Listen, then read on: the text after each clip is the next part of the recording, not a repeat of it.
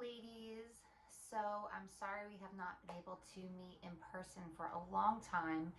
So I made a very small video that I put on my YouTube channel, but I wanted to do something special for all of you. So this week's Parsha, like I said in my previous video, has so many stories. It just, there again, each one is so powerful and deserves its own video. So I thought I would do a special video for you about Abraham's nephew Lot. Now the story of Lot is fascinating, and I don't think that most people appreciate or understand. Come here, Dad. Who he was, what he represented, and why this story is so significant. So a quick overview. Lot was the nephew of Abraham. I would say that Abraham was kind of like a father figure to him. And at a certain point, they had a rift. It wasn't big, but their people who ran their flocks were fighting, and Abraham said, we have to split ways. If you go west, I'll go east. If you go east, I'll go west, basically. And where Lot went was this, beautiful area called Sodom, and it was very fertile, and Abraham took the less fertile area. And the trade-off was that Sodom was full of wicked people. It was notorious for being a horrible community, worse values and morals, but very rich, fertile land. So then we don't hear from Lot again until this week's Parsha. In Vayera, there are three men that appear to Abraham, and one is, they're obviously angels. One tells Abraham, God is going to destroy the city of Sodom and Gomorrah, and we are going to rescue your nephew Lot. Now, why is Lot rescued? What is so special about Lot? If anything, if he chose to move to this wicked, horrible place, shouldn't that be a reason that he should, live with the consequences of going into such a horrible community? Now, what's fascinating when you look at the story is that the story of Lot is actually the first major exodus in the Torah. Like we're used to saying Yetziat Mitzrayim, the exodus of Egypt, where God came in, destroyed Egypt essentially and took the Jewish people out. The story of Lot and Sodom is very similar. God goes in, sends two angels to get Lot and his wife and his two daughters out, and then he destroys the city and sets it basically up in flames. So why? Why is Lot saved? Well, when the angels come to Sodom, they come to the gate of the city, the entrance of the city. Lot is sitting there and he greets them and he runs to bring them into his house quickly. And he knows that the people of Sodom are not good, and they're not good to strangers and people who they don't know. So he goes to his wife, please, quickly make matzah cakes. The word matzah is used for the first time in this story. And, get them food as fast as you can, basically. He comes back out and there's a knock on the door, and it's the mob saying, we know that there are some new people here. Bring them outside so we can get to know them. Now, in biblical terms, getting to know somebody is to have intimate relationships with them. They wanted to rape these men. And Lot quickly said, oh no, don't take them, take my two daughters. And basically, before we know it, they're out of there and they're running for their lives. And God starts to destroy the city. And Lot's wife is, they're told not to look back, not to look at somebody else's destruction. She turns back and turns into a pillar of salt. And his daughters and him survive. And the last part of the story is that they don't know that they are the sole survivors of the destruction of Sodom. Since the last time God decided to destroy everything, it was the entire world through a flood. So maybe everybody was destroyed. They don't know. But the last time God destroyed everybody, the goal was for the survivors to procreate and to continue filling up the world with humans. So each of Lot's daughters decide to sleep with him. And the first one names her son Moab, which means from my father. And the second one names her son Amnon. Now, what a crazy story. Again, why is Lot saved? Why is matzah appear here? Why is this an Exodus? And why this insensual situation in the end with these two girls? And what's the significance of the tribe of Moab? So what I'm fascinated by is that even though Lot chose to go to such a horrible place, he was still saved by God. And I think it's such a big lesson because what did Lot do right to get him to be a survivor? And by him sitting at the gate of the city, it's very reminiscent of Abraham sitting at the gate of his tent waiting for these three men. If we all have different stories, we all have different upbringings, we all have different relationships, different struggles, God doesn't expect us all to be the same. But if he sent Lot into this world and gave him one positive, influential human to be around, and it was Abraham, what's the one thing God hoped that Lot would learn? And that was to be hospitable, to run after the stranger, to treat your guests with respect, and to treat them well. And that's exactly what Lot did. Lot learned from Abraham how to be good to somebody who you don't know. And he risked his life with these two men that came. He had no idea they were angels, but he still treated them like any other person. And Hashem said, okay, they did. Lot learned the one thing I wanted him to do right. I'm going to save him. And I think that's such a lesson in life, that we're saved not because we're perfect, or we're rewarded not because we're the best. It's because we hit our potential. We learned the lessons that we're supposed to learn. Now, I believe that the reason why matzah is used here isn't because matzah is so holy and therefore Lot knew to give these angels matzah. On the contrary, I think matzah represents exactly what Lot did. That he was so worried about these guests getting attacked, but he still wanted to make sure that they had food and they were well taken care of, that he rushed his wife to get them whatever she could as fast as humanly possible. I think matzah represents trying your best even under the most difficult circumstances and hitting your potential.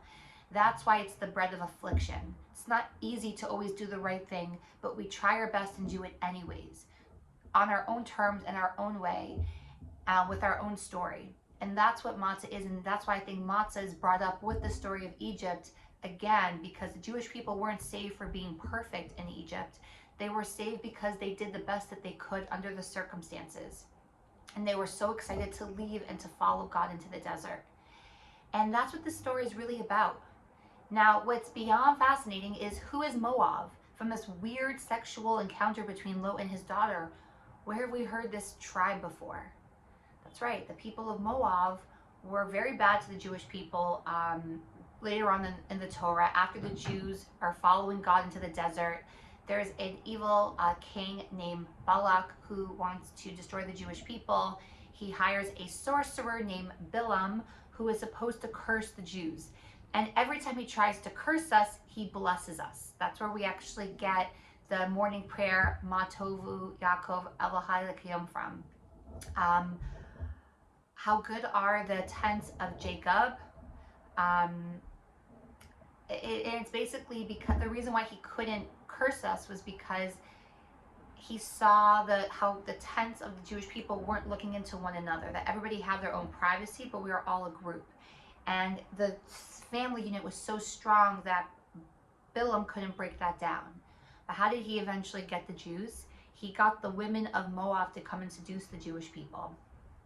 And basically, the women and the men of Moab were cursed, that after that, nobody from the Jews were allowed to marry into Moab because of what they did, because they tried to seduce all the men.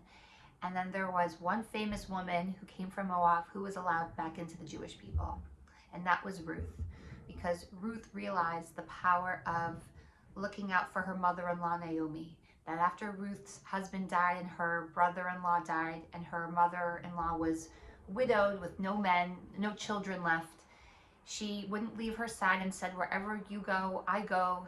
Your people are my people.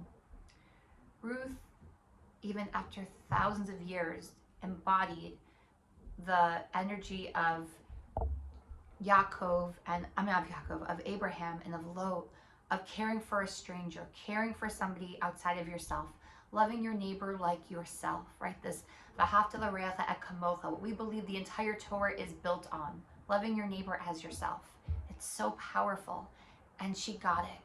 And therefore, because she embodied the essence of the Torah, and even after all these generations, she still held on to that. It got passed down. Ruth was allowed to marry Boaz. She married back into the Jewish people, and she was the grandmother of King David. King David was not perfect. He came from, half of his side is Moab, which again I just went through the entire story, and the other half is Yehuda, which was also a very interesting, crazy story between Yehuda and Tamar. Both people who struggled, who didn't have it easy, who made mistakes, but they lived up to their potential. Yehuda was the first person to say, I'm sorry, and Lot kept the values of Abraham no matter what. He looked out for his fellow Jew. This is what we're supposed to do. This is our mission. This is what the Jewish people represent. That even after thousands of years in exile, even if you're the most unaffiliated Jew, you're the farthest from your people, you are still so connected to something inside of you from thousands of years ago.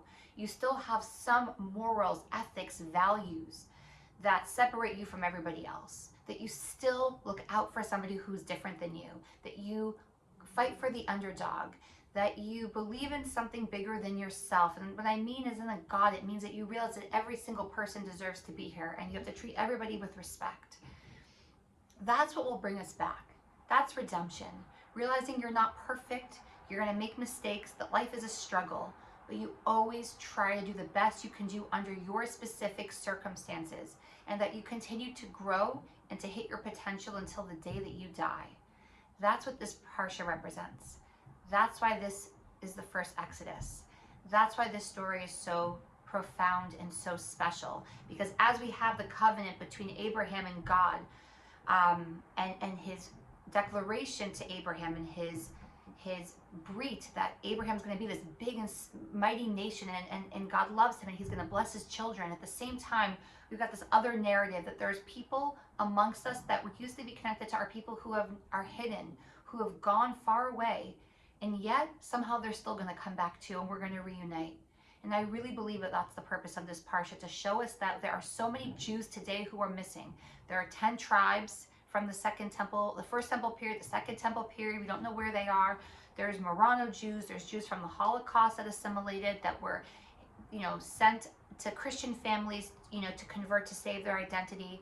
There are so many of our people who are no longer part of our community. There are people who grow up, they're Jewish in name only. They don't even know the stories. Don't just judge them and write them off. We are hidden people as much as we are revealed people.